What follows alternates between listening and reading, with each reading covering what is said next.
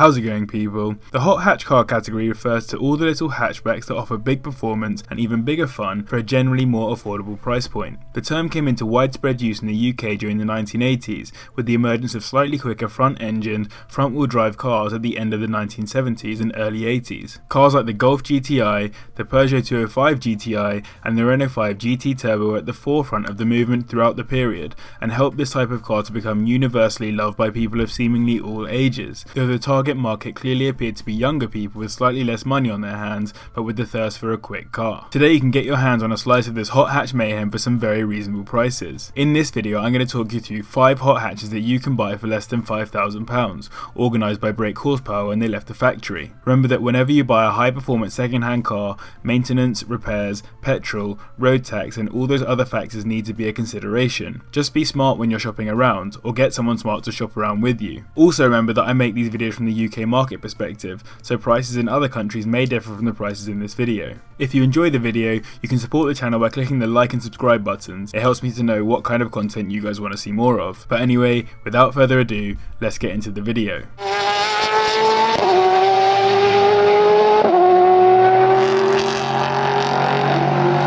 Starting us off at number 5, we have a more recent generation of arguably the godfather of hot hatches, the Mark V Volkswagen Golf GTI. This very popular choice is a 2-litre turbocharged engine which puts out 197 brake horsepower, taking it from 0 to 60 in 6.7 seconds. You can't have a hot hatch list without a Golf GTI on it. It's probably the most famous single model series of hot hatches in existence, with the Mark I and Mark II being particularly well loved, while the Mark III and Mark IV are often considered to be a little off course when it comes to upholding the GTI name, as they were basically just optional versions of the base model. The Mark V marked a return to the more classic GTIs as a purpose-built hot hatch. It can be easily recognised by its black sills, 17-inch BBS wheels, and red-framed honeycomb grille. Shout out to all of you that watched me attempt to make my own version of this grille for my Polo. This red frame actually harks back to the Mark I and Mark II GTIs, which had a similar red frame on their grilles, as do the newer versions of the GTI. Again, this is something that the Mark III and Mark IV lacked. Anyone who bought the car brand new in the US was provided with a little figurine that has GTI-like figures, called Fast, as part of the VW campaign to make the US market consider the car as the hot hatch it really is. Not sure whether this campaign actually worked, but it has become a bit of a collector's item, with one on sale currently for around $90. You can pick up a GTI for as little as £2,500 for a high mileage model, but for £5,000 you'll get a 2006 model with as little as 60,000 miles on it. One point to mention, you can get the GTI in both 5 and 3 doors, depending on how practical you want the car to be, which is always a bonus for those who need a little more space and usability from their cars, but still want to have some fun. In terms of reliability, a VW specialist suggested that the Mark V GTI is a pretty bulletproof car, but also there are a few areas to check when buying one. The camshaft fuel-driven pump, rubber diaphragm for the turbo's dump valve, bushes on the front wishbones, and a few other areas are known to have issues. And if you go for the DSG automatic transmission, make sure you get one with a good service history, as poorly looked after ones can hang onto their gears or give jerky gear changes, and are very expensive to fix. Of course, that isn't a problem if, like me, you're a manual type of person. Anyway, a great car to start the list off, and likely the one that I have some personal bias towards given my enjoyment of VW Group cars so far. A homage to the classics, the Mark V Golf GTI. Coming in at number 4, we have a slightly more controversial choice amongst car people, but well deserved given its brake horsepower figures, the Honda Civic Type R EP3 and FN2 models, which are based on the Mark 7 and Mark 8 Civics respectively. They both have very similar performance, with the EP3 putting out 197 brake horsepower from its 2-litre VTEC engine, which takes it from 0 to 60 in 6.4 seconds. The specs of the FN2 are pretty much the same, though it has an extra horsepower. Congrats to Honda for making such huge progress on power. I'm just kidding, of course. I know the Civics get a lot of stick from the car community for their VTEC engines, but having been a passenger in my friend's FN2, I can attest that the car is still properly quick considering how big it appears to be. The VTEC actually stands for Variable Valve Timing and Lift Electronic Control, and it's a system that simply helps to increase the efficiency of Honda engines, making them have a much higher performance at high RPM and lower fuel consumption at low RPM. The EP3 was released in 2001 and was actually originally a bit of a step down in terms of features from the previous generation EK9 Type R, which had featured recarburated Aero race seats and an LSD, which the EP3 did not. You have to buy the JDM edition of the car if you want these luxuries on an EP3. The FN2 replaced it in 2006 with an interesting difference between Japanese and European markets, as the former got a more saloon-looking version of the car, while the latter received the hatchback model instead. In this sense, it would appear that the Japanese FD2 model was more aimed at rivals like the Impreza and the Evo, while the FN2 was focused on taking on the hot hatch-dominated European market. Funnily enough, while the Top Gear magazine named the car its Hot Hatch of 2007, with the Stig calling it an utter gem, the Top Gear television program criticised the FN2, suggesting that it doesn't feel quick enough and lacks the poise and controllability of the EP3. $5,000 will get you an EP3 with around 70 to 80,000 miles on it, or a similarly mild FN2, with slightly more luxury features than the older model. Go for the high mileage options and you're looking at $2,000 for the EP3 and around $4,000 for the FN2. In terms of reliability, the FN2 is renowned for using a lot of oil, and a strange issue that some owners mention is the on button failing. Owners of the EP3 appear to suggest that it's a very reliable car, but they also mention it's worth checking the oil levels. But ultimately, despite these Hondas getting a bit of stick from the car world, they do put out some decent power and are surprisingly quick, with many considering the EP3 in particular to be a great option and the perfect platform for tuning and modifications. Taking a well-deserved third place, we have another popular choice, the second generation Ford Focus ST, which is a 2.5 litre turbocharged 5-cylinder engine that it borrows from Volvo, which puts out 221 brake horsepower, taking it from 0 to 60 in 6.4 seconds. This followed on from the ST170 model that was released with the first gen Focus, and provided the perfect middle ground hot hatch between the base models and the much more sought after RS. It comes in 3 different trims, ST1, which is the basic package, ST2, which included headlight washers and the electronic stability program, and the ST3, which added a nice leather interior on top of all of that. They all go for quite similar prices too, as you can get high mileage versions of the top of the range ST3 for around £2,500. $5,000 will get you a 2007 model, pre-facelift, with around 60 to 80,000 miles on it, depending on service history and trim level. What I personally like about these fast Fords is their rally pedigree. The Focus has been a well-loved car in rally since 1999, and one of the all-time rallying legends in my opinion, Marcus Gronholm, took the Mark II to numerous victories in the World Rally Championship. Owners of the ST suggest that every so often you'll get a nice bang out of the exhaust pipe,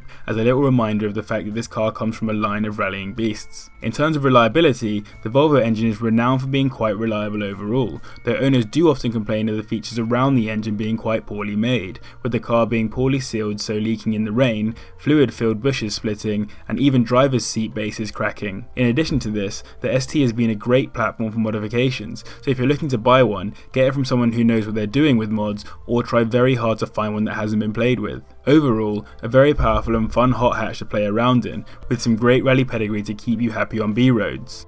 Narrowly missing out on the top spot, we have the very well loved Renault Megane Renault Sport 225, which, funnily enough, puts out 225 brake horsepower from its 2 litre turbocharged engine, taking it from 0 to 60 in less time than any other car in this video, at 6.1 seconds. This is a strange one for me, as when the car was originally released, all I can remember was that advert for its rear end, with the "I See You Baby" music playing in the background. I'll put links to the full adverts down below for research purposes. But the car does have a very distinctive rear end and comes in both 5 and 3 door variants. It also comes equipped with some very decent features for its age, like Brembo brake discs, electronic stability control, and many luxuries that you'd expect to find in modern cars today. It also has multiple different trims, including the Cup, Renault F1 Team R26, and the highly sought after and very expensive R26R, which reviews suggest absolutely blows all the other models out of the water to the point that they become redundant. From the front, it looks somewhat similar to the Clio Renault Sport 197, though as the advert will tell you, no one is interested in the front of the car. You can pick up one of these for as little as £2,500, but for £5,000 you're looking at around 45 to 60,000 miles on a 2006-2007 model. Reliability on the 225 is surprisingly not awful, considering Renault doesn't have the best record for reliable cars. Owners and buyers guides mention that so long as the engine hasn't been chipped or tuned, you're unlikely to have any major mechanical failures. You should, however, look to replace the cam belt and auxiliary belt at around the 70,000 mile mark, which is quite expensive, but will save you a lot of money in the long run in case either snaps and decides to do more damage to the engine. Apparently the gearbox doesn't like to be abused either, so be gentle with it. Overall, I am personally a major fan of the Megane,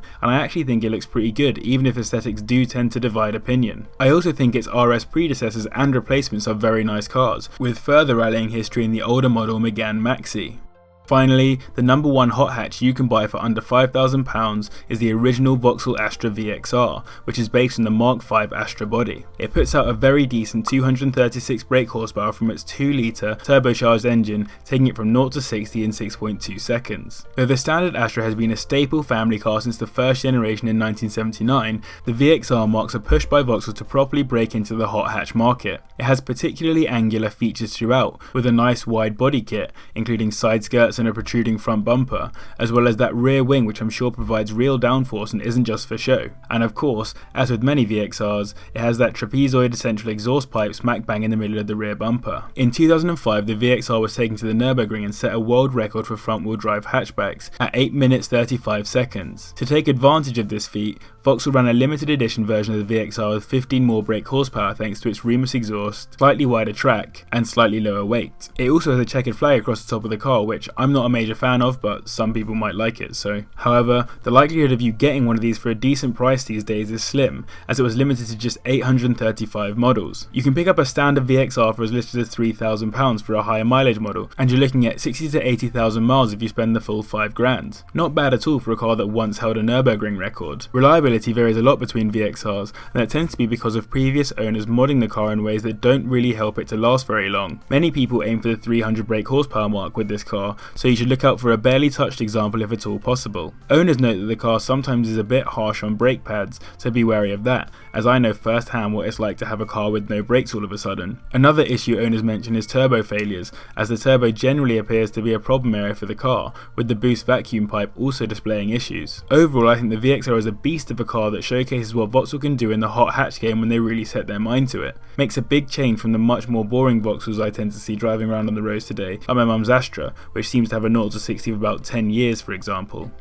So in this video, I've given you my take on the top 5 hot hatches you can buy for under £5,000. Let me know in the comments if you agree or disagree with my picks, or if you'd include any other cars that I've missed. I aim to respond to everyone. Thank you and welcome to all the new subscribers as well. I'm honestly staggered at how quickly the channel has been growing recently. Hopefully I can keep bringing content for you lot to enjoy. If you want to be the first to know when a new video is dropping, remember to go and follow me on Instagram at carswithjb. Remember to like and subscribe for more weekly car videos, but anyway, thank you very much for watching. I'll see you in the next one. Listen.